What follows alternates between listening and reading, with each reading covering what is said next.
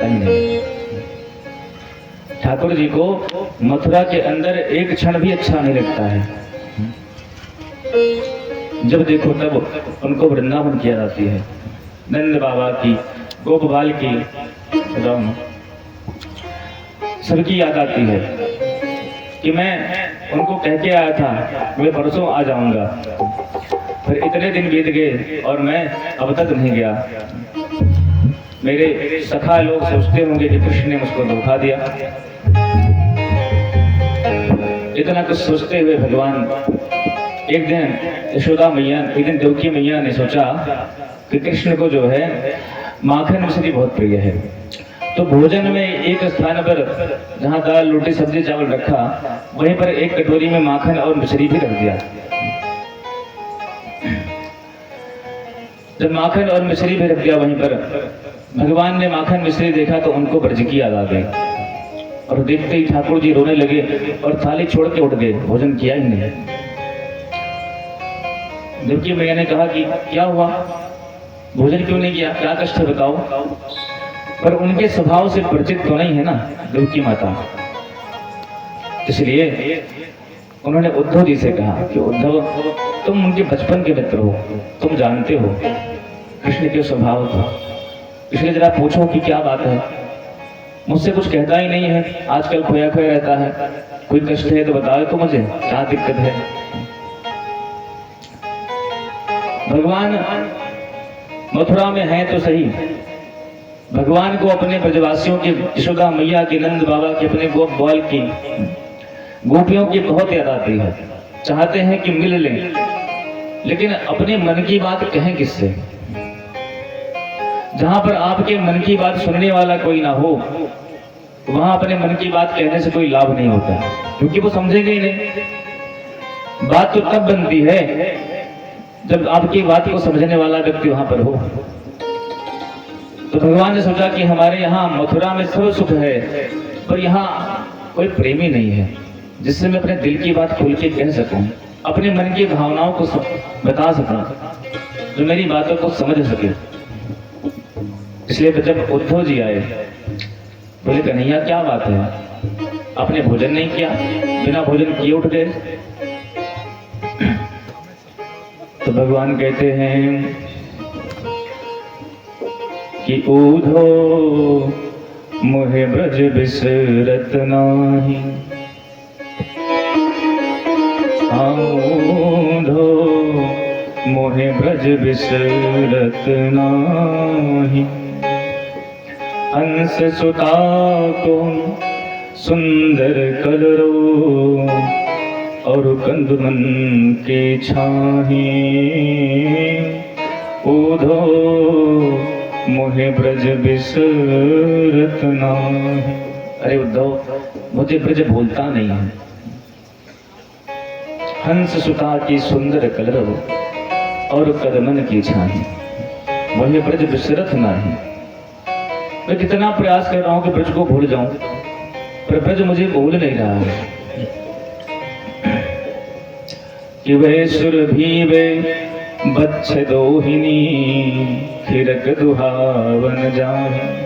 वो सुरभि गैया, वो दोहिनी, मैं लाख प्रयास कर रहा हूं भूल जाऊं, पर भूल नहीं पा रहा हूं उद्धव, तो क्या करूं। कि ग्वाल बाल सब करत कोलाहल, नाचत गही गही बाही। उन ग्वाल बाल का जो प्रेम है, वो प्रेम में भूल नहीं पा रहा हूं उद्धव। मैं उनके साथ में कितना खेलता था, हर प्रकार के सुख को भोगता था, वो प्रेम गोपियों का, ग्वाल बालों का मेरे से भूलता नहीं है।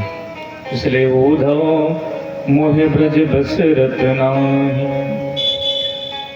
कहते तुम्हारी मथुरा में कोई कष्ट नहीं है, सब सुख तुम्हारी मथुरा में है।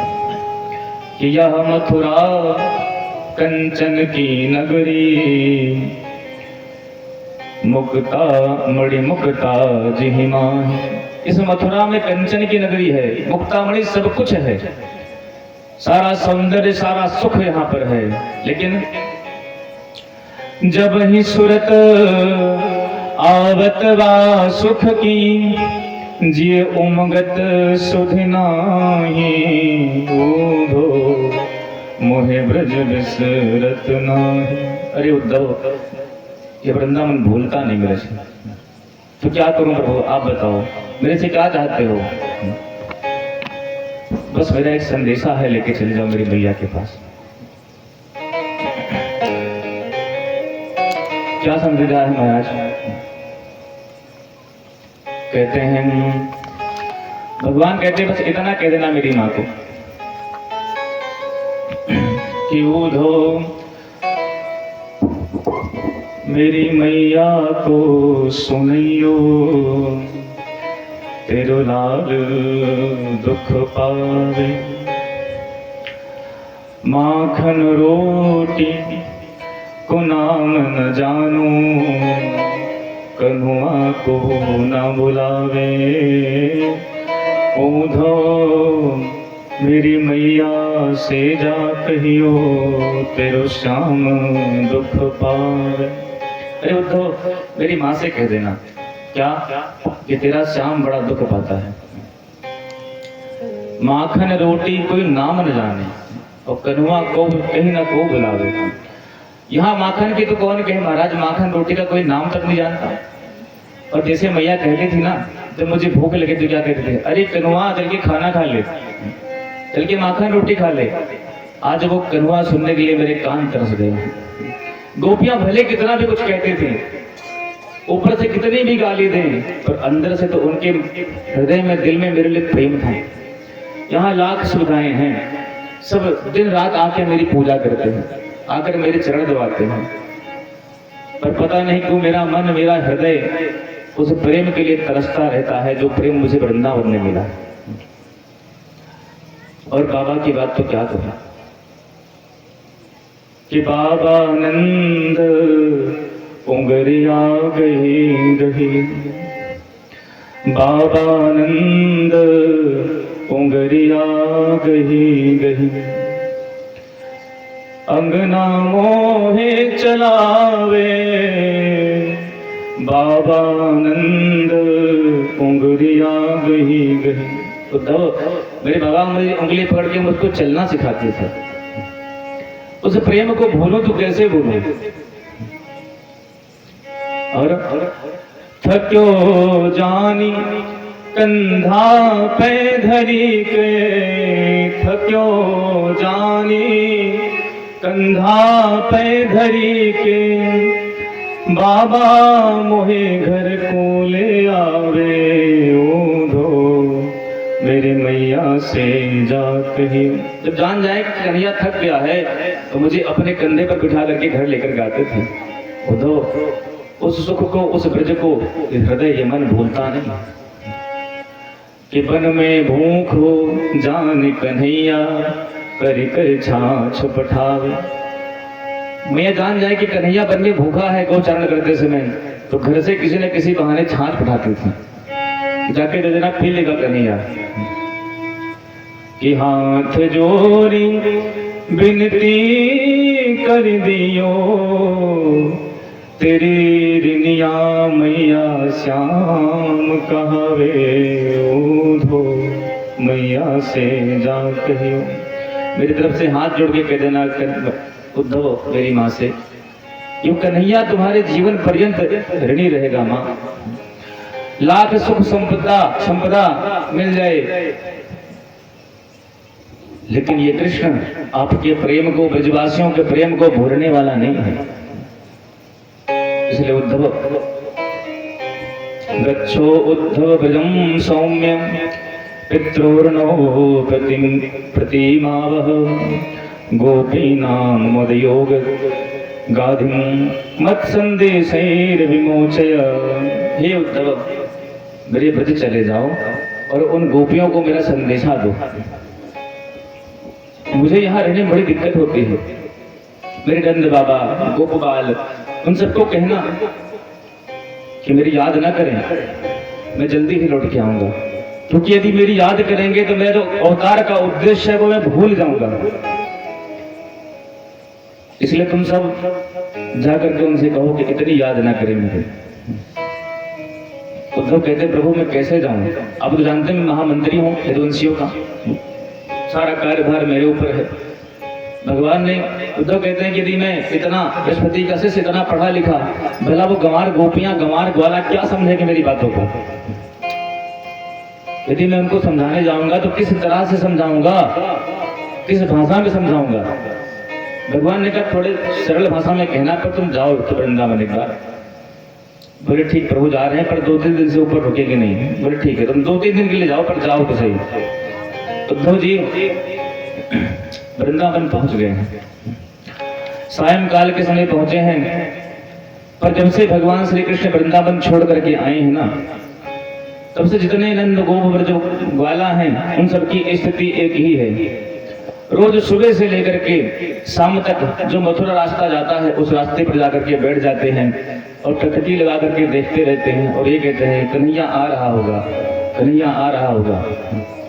और जब शाम हो जाती है कोई नहीं आता है तो जाके नंदालय के सामने कहते हैं कि मैया आज भी कन्हैया नहीं आया, तुम्हारा पुत्र बड़ा कठोर है, आज भी नहीं आया।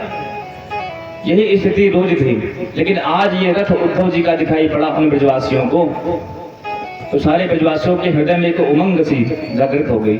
उनको लगा कि शायद आज भगवान आ रहे हैं। सब लोग दौड़ पड़े कि कन्हैया आ गया, कन्हैया आ गया। लेकिन मधुमंगल सब दौड़े पर मधुमंगल नहीं दौड़ा। किसी ने क्यों तुझको नहीं मिलना है? बोले मिलना तो है। तो चलता क्यों नहीं मिलने के लिए? बोला हम तो उनसे रूठ गए हैं, जब हमारे पास आएंगे हमसे मनाएंगे, हमसे कहेंगे कि अब मैं तुमको छोड़ के नहीं जाऊंगा, तब मैं जाऊंगा मिलने के लिए। जब यह कहेंगे कि तुम मान जाओ अब तुम लोगों को छोड़ के मैं कभी नहीं जाऊंगा, तब मैं उनसे मिलने जाऊंगा। लेकिन जैसे जैसे रथ पास आ रहा है, सारे ब्रजवासी दौड़ रहे हैं, तो मधुमंगल के मन का मयूर नाच गया। अरे रूठ बाद में जाऊंगा, एक बार अपने गोपाल को गले तो लगा लूं।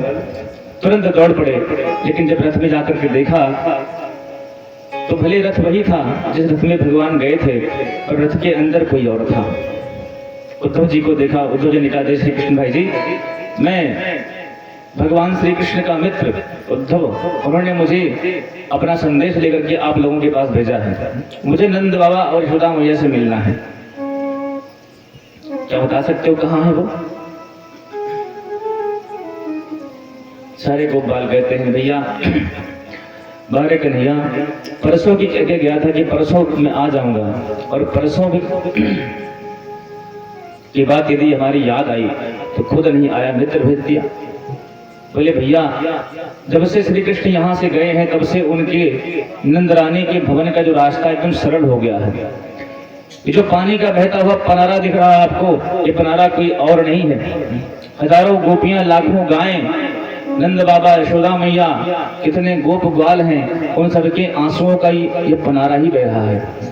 जहां से इस पनारे का उद्गम है वही नंद बाबा का भवन है। उद्धव जी महाराज नंदालय पहुंच गए हैं। श्री नंद बाबा ने जो उद्धव जी को देखा, क्योंकि उद्धव जी बिल्कुल भगवान की तरह दिखते थे, श्यामल कलर के थे, श्याम रंग थे, सब कुछ भगवान की तरह था बिल्कुल। जैसे देखा उद्धव ने, नंद बाबा ने उद्धव जी को, तो तुरंत गले लगा लिया। उनको लगा कि कन्हैया आ गए, लेकिन जब ध्यान से देखा तब पता लगा नहीं, भगवान की तरह है पर भगवान नहीं है, कृष्ण की तरह है पर कृष्ण नहीं है। बोले महाराज मेरा प्रणाम स्वीकार करें, मैं उद्धव कृष्ण का सखा, मुझे भगवान ने, मुझे कृष्ण ने भेजा है आप लोगों के पास अपना संदेश लेकर के। नंद बाबा ने कहा आओ उद्धव बैठो।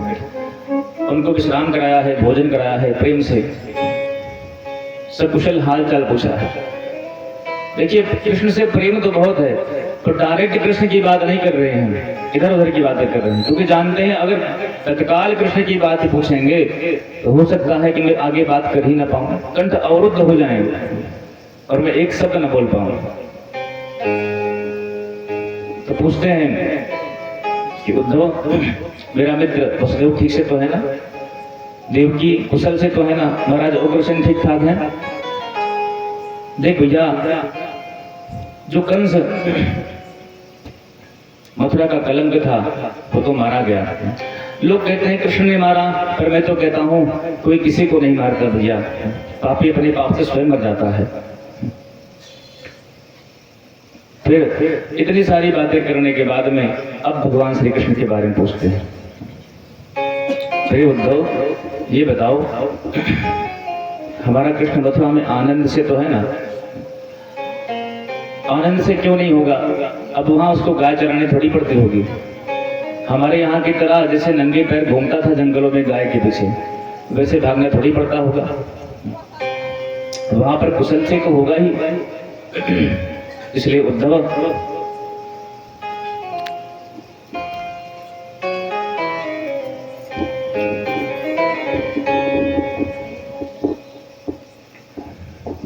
लोग जो ये प्रश्न करते हैं ना व्यर्थ का, अब मथुरा में वो गाय चराने के लिए नहीं मिलती होगी उसको। जैसा सुख मथुरा में होगा वो सुख यहाँ कहाँ था। हम लोग गंवार ग्वाला उसके बारे में समझ नहीं पाते थे कि वो कौन है, और हमने उससे गाय चरवाई, दही माखन मिश्री इत्यादि लोग चीजों को भिजवाया फिर ब्रज में गोकुल में। उद्धव हम लाख प्रयास करते हैं कृष्ण को भूल जाएं, पर भूल नहीं पाते हैं। एक बार वृंदावन में आग लगी हम लोगों के सामने, उसने आग पी ली और हम तो उसकी रक्षा कर ली। उद्धव हम ये सोचते हैं कि उस दिन जैसे आग पी के हमारी रक्षा करी थी, उसी तरह आज हम उसकी विरह की अग्नि में जल रहे हैं क्षण क्षण पल पल, पर आज वो कृष्ण आग पीने क्यों नहीं आ रहा है? आज उस दुख को कब तक झेलना पड़ेगा हमें? क्या इसीलिए उसको पाल पोस के बड़ा किए थे कि उसकी विरह में जलना पड़े, मरना पड़े? उद्धव किन किन लीलाओं का स्मरण करूं तुम्हारे सामने? यशोदा मैया कहती उद्धव मेरी सुनो। एक बार की बात,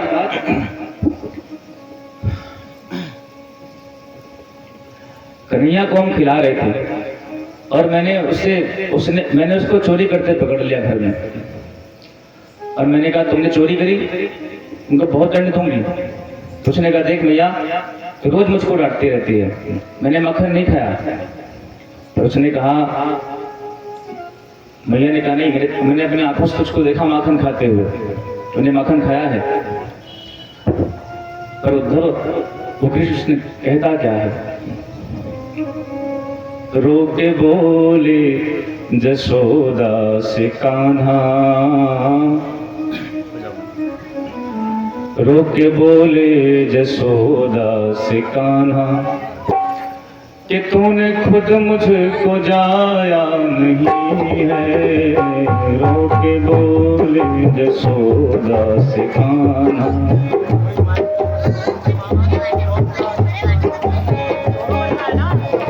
रोके बोले जसोदा से कान्हा, रोके बोले जसोदा से कान्हा, तूने खुद मुझको जाया नहीं है। रोके बोले जसोदा से कान्हा, तूने खुद मुझको जाया नहीं है। अरे मैया तूने मुझको जन्म नहीं दिया है, मैं तेरा जया नहीं हूं। मैया ने कहा किसने कहा तुझको तो मेरा पुत्र नहीं है?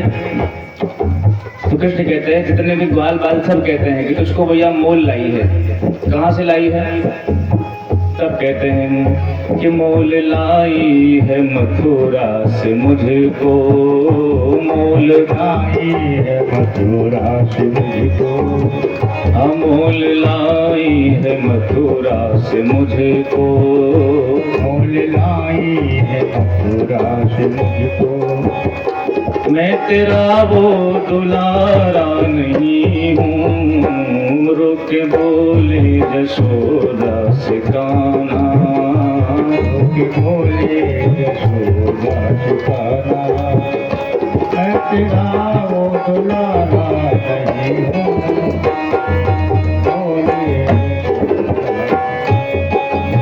हम भैया कह रहे देख नहीं, ऐसी बात नहीं है, मेरी सुन लो। क्या मेरे नैनों के तारे कन्हैया, मेरे नैनों के तारे कन्हैया, हाँ मेरे नैनों के तारे कन्हैया, मेरे नैनों के तारे कन्हैया। तू है मेरा पराया नहीं है, मेरे नैनों के तारे कन्हैया, मेरा है पराया नहीं है।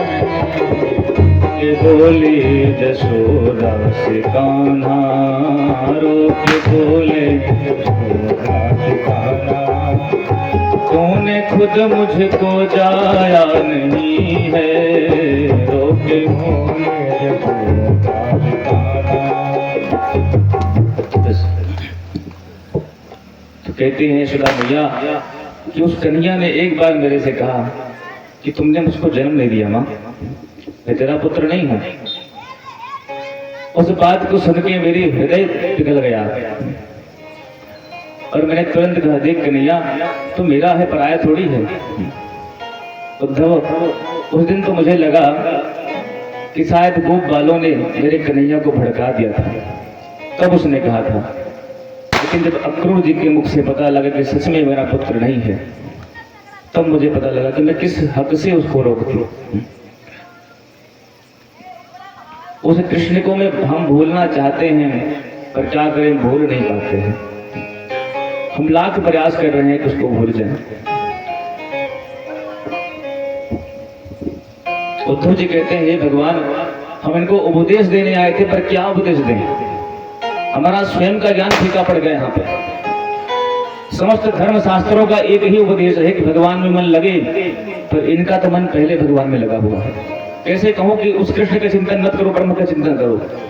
वो कृष्ण कोई और थोड़ी है, ब्रह्म कोई और थोड़ी, वही कृष्ण तो ब्रह्म है। सब कुछ तो इनके हृदय में ही भगवान की मति गति लगी हुई है। कैसे मना कर दे?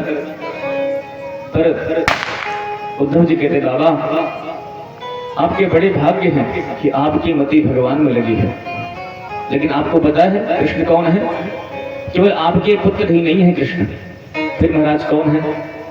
तब कहते, न माता न पिता तस्य, न भार्या न सुतादयः, नात्मीयो न पुरश्चापि, न देहो जन्म एव च। न तो उसका कोई माता है, न पिता है, न भार्या है, न बंधु है। समस्त संसार की वह आत्मा है जिसको आप अपना पुत्र मान रहे हैं। उसके हाथ पैर नहीं है।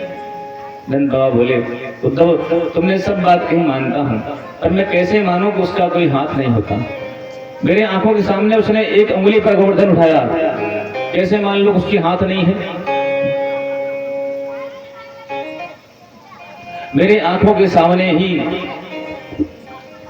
हमने उसको अपनी गोद में लेकर चलाया है, कैसे मानो कि उसका शरीर नहीं होता? सारे गुण तो सब में सब कुछ उसके अंदर विद्यमान है। उद्धव, मैं क्या कहूं, क्या उसके पास में नहीं है? यदि उसके अंदर ना होता तो दिखता ही नहीं। और तुम कह रहे हो भगवान है, तो उद्धव कौन ऐसा संसार का माता पिता होगा जो भगवान जैसे पुत्र को पाके भूलना चाहेगा? यदि भगवान है कृष्ण, तो मैं कृष्ण रूपी भगवान को क्यों भूल जाऊं? अरे भाई, संसार का कितना भी पागल पुत्र हो, जिसको उठने बैठने का सब्र भी ना हो, और वो कहीं खो जाए तो उसके लिए माँ रोने लगती है। कैसा भी था, पर मेरा पुत्र था, पागल ही सही, पर वो परमात्मा यदि मेरा पुत्र है और मैं उसके लिए रोऊं, इसमें क्या गलत है? उद्धव, हमारा मन, हमारा चित्त एक क्षण के लिए उससे हटता ही नहीं है।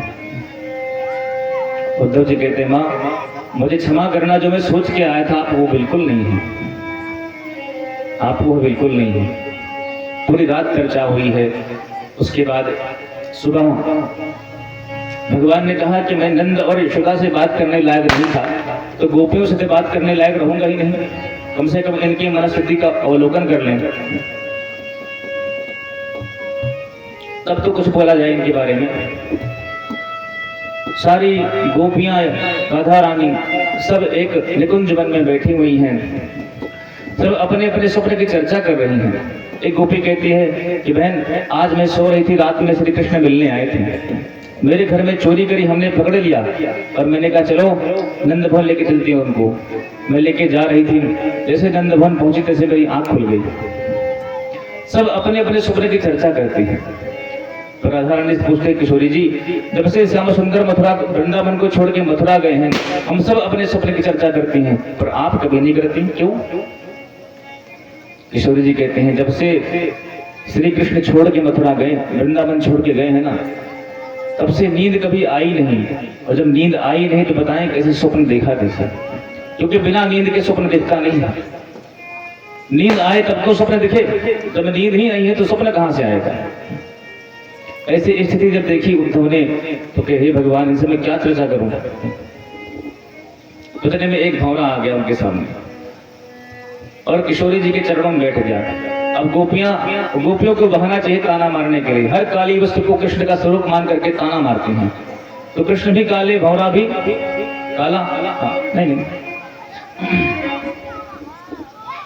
तो कह रही हैं कि देखो देखो, किशोरी जी के चरणों में ये भंवरा कृष्ण का दूत बन के आया, क्षमा मांग रहा है।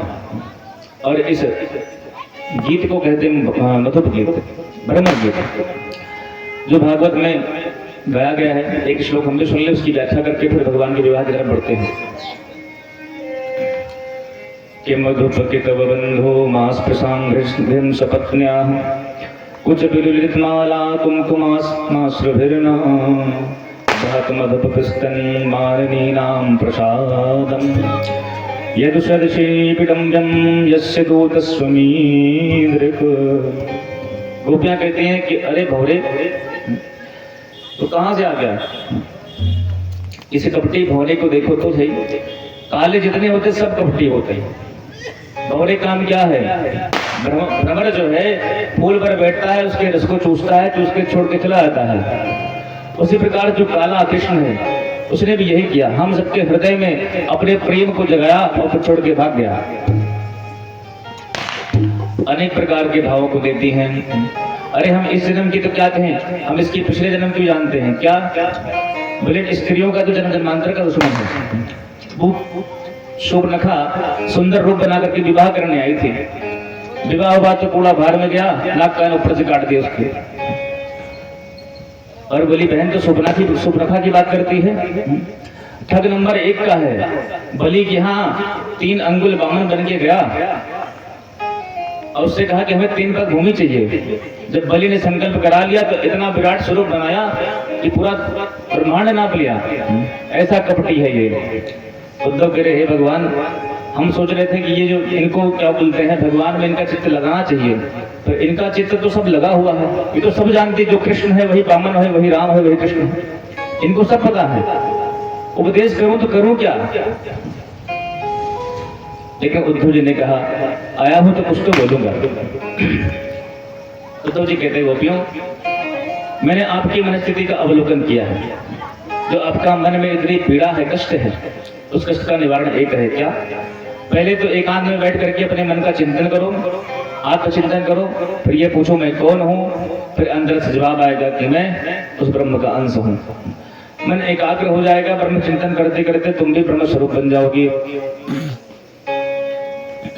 गोपियां कहते हैं कि ओधो मन न रहे 10-20, ओधो मन न रहे 10-20, ओधो न रहे 10-20, आओ दो मन न रहे 10-20,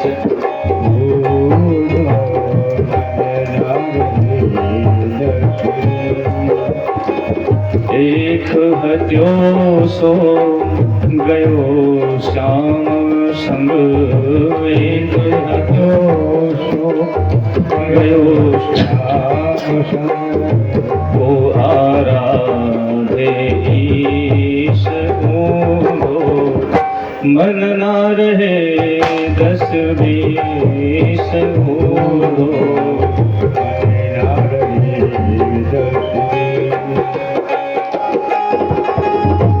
मन न रहे दस बीस आए राम, मन न रहे दस बीस आओ दो मन न रहे दस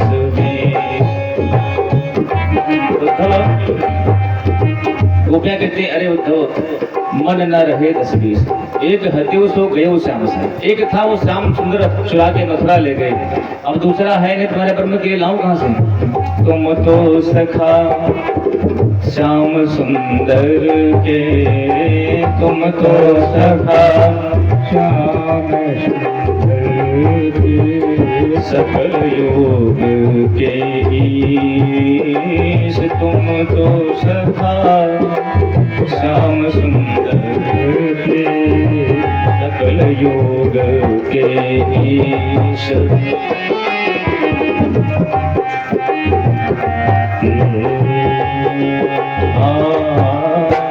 तुम तो सखा श्याम सुंदर के सकल योग के ईश। तुम तो सखा श्याम सुंदर के सखा आपो धो मन न रहे 10-20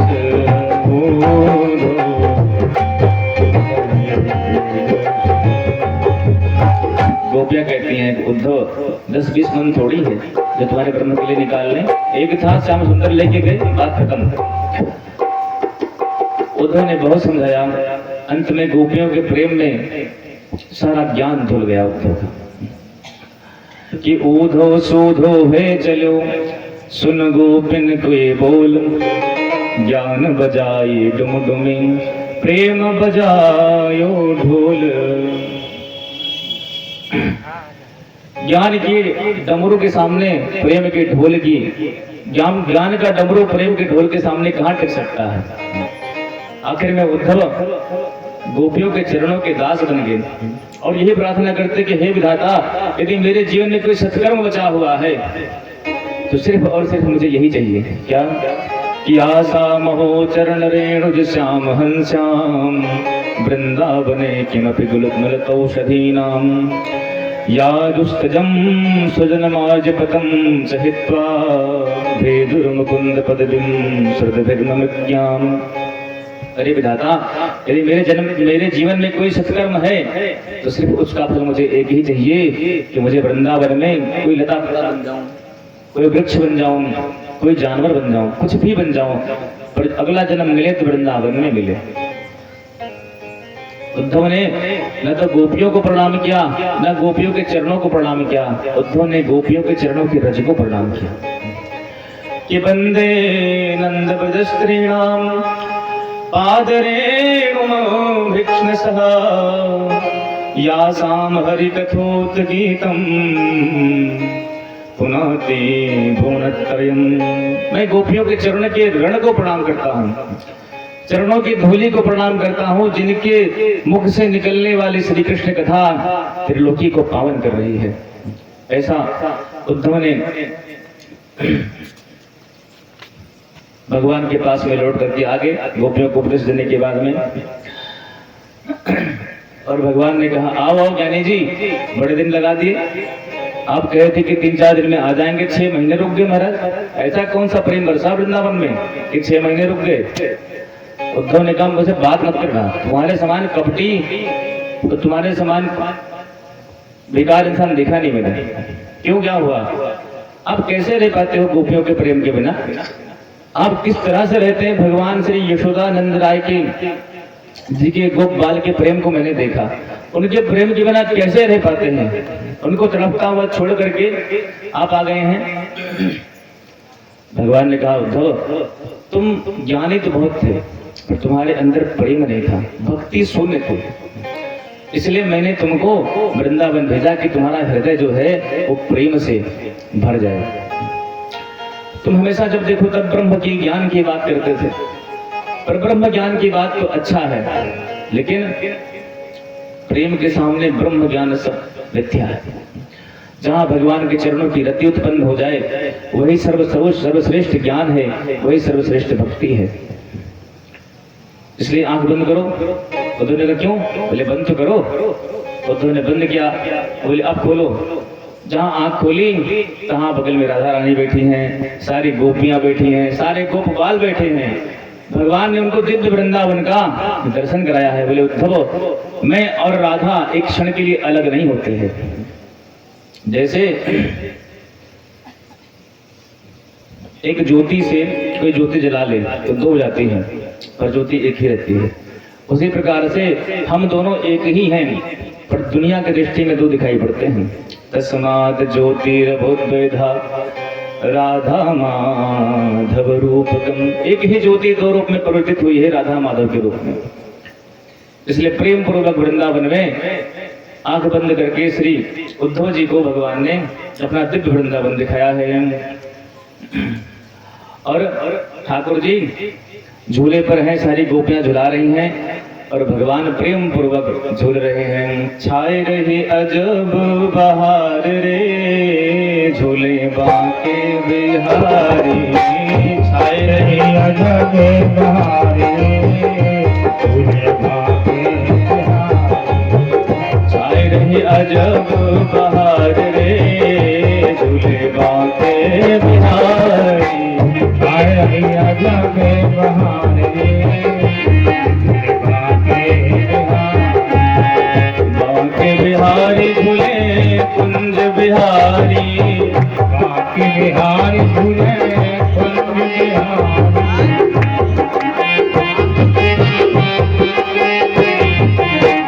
बांके बिहारी झूले कुंज बिहारी। बांके बिहारी झूले कुंज बिहारी। छाए रही अजब बहार रे, झूले बांके बिहारी।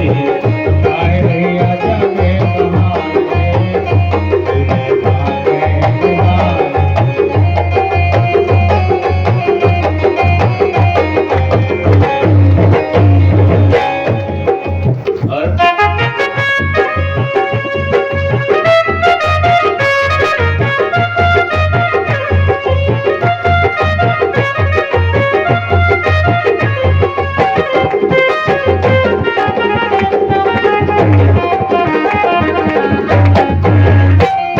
और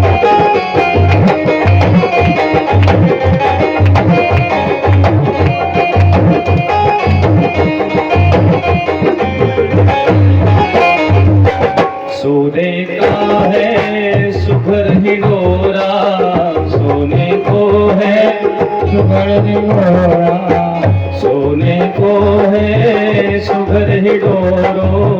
सोने को है सुघर हिडोरा। साज सजो सुंदर अनमोलो। साज सजो सुंदर अनमोलो। साज सजो सुंदर अनमोलो। साज सजो सुंदर अनमोलो। झूला झूलावे कौन? झूला झूलावे ब्रज नारी रे, झूले बांके बिहारी। छाए रही अजब बिहारी रे, झूले बांके बिहारी। छाए रही अजब बहार रे, झूले बांके बिहारी। छाए रही अजब बहार रे, झूले बांके बिहारी।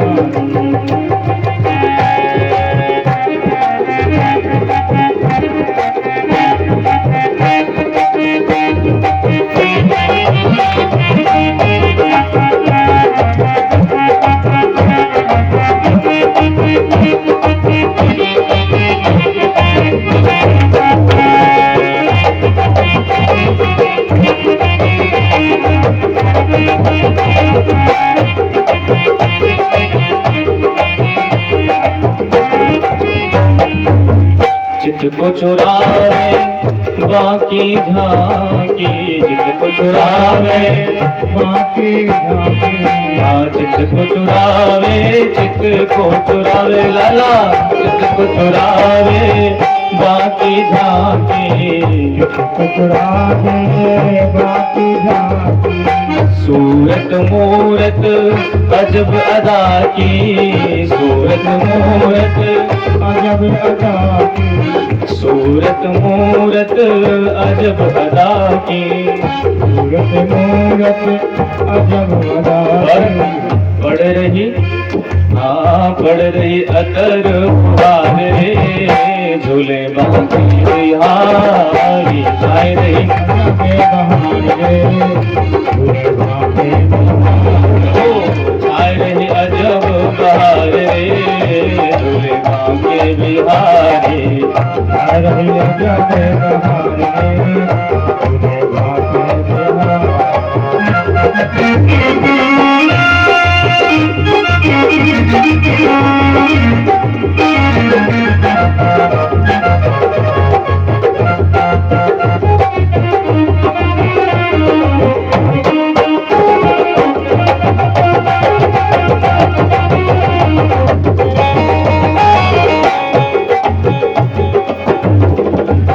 बंधनदार बंधी हरियाली बंधनदार बंधी हरियाली बंधनदार बंधनदार बंधनदार बंधी हरियाली बंधनदार बंधी हरियाली बंधनदार बंधी हरियाली मंदिर में है धूम निराली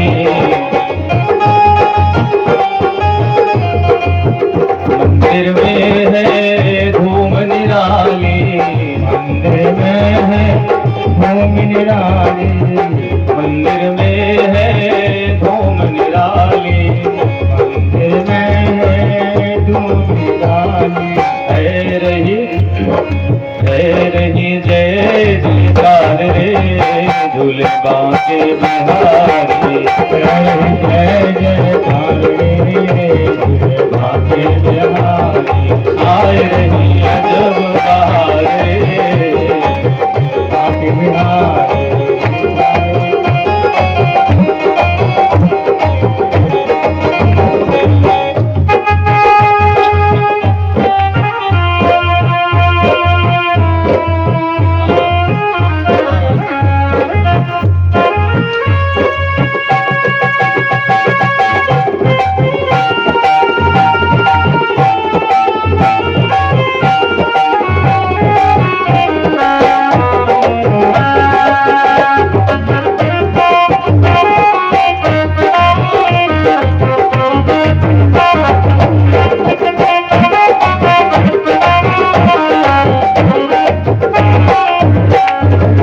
स्तुति करत मगन नर नारी स्तुति करत मगन नर नारी स्तुति करत मगन नर नारी स्तुति करत मगन नर नारी मगन नर नारी मगन नर नारी स्तुति करत मगन नर नारी स्तुति करत मगन नर नारी और महिमा तीन लोक ते न्यारी महिमा तीन लोक ते न्यारी महिमा तीन लोक ते न्यारी महिमा तीन लोक ते न्यारी तन मन धन बलिहार रे झूले बाके बिहारी आए रे अजब बहारे झूले बाके बिहारी आए रही अजब बहार रे झूले बाके बिहारी अजब बहारे झूले बाके बिहारी आए बिहारी झूले कुंज बिहारी बाके बिहारी झूले कुंज बिहारी बाके बिहारी झूले कुंज बिहारी बाके बिहारी झूले कुंज बिहारी छाए रही अजब बहार रे झूले बाके बिहारी आए रहे अजब बहारे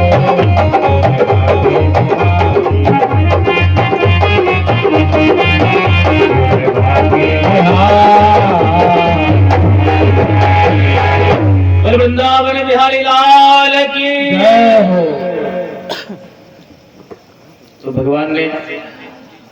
सबके मनोरथों को पूर्ण किया और उद्धव जी को अपना दिव्य वृंदावन दिखाया। इसके बाद कहते हैं उद्धव जी को लेकर के कुब्जा के घर पर भगवान दर्शन देने गए, सबको प्रसन्न किया। अब इधर